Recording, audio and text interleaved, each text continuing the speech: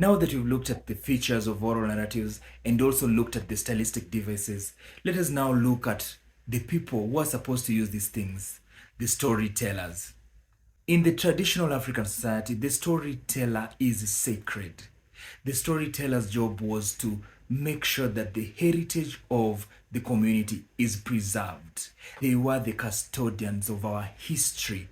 They are the ones who made sure that our values were handed down through generations. Their role was so important that in West Africa, if you are born in a storytelling family, that would be your profession.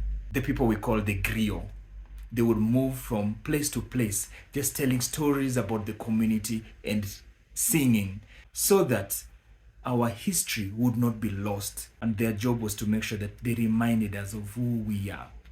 Even now, storytellers have to have some qualities. One of those qualities is confidence.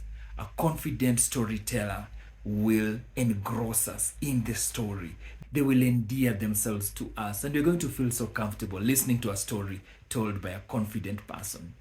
A storyteller is also supposed to be creative and flexible because they have to adapt to different situations as they tell the story. A story that is told to children will be different from the approach given to adults. If something you normally use does not exist at the moment, they have to improvise very quickly. So a storyteller has to be creative and flexible. A storyteller has to have a sharp memory because their job is to make sure that they remind us of the stories. And in the traditional African society, where we didn't have books, they had to rely solely on memory. And even now, when you have books, you're not going to be reading the story to people. It won't be really engaging. So you have to have a very sharp memory. A storyteller is fluent so that the words they use can be perceived very, very clearly, and therefore meanings are not lost and people can get the nuances that the story has. A good storyteller can make a boring story magical.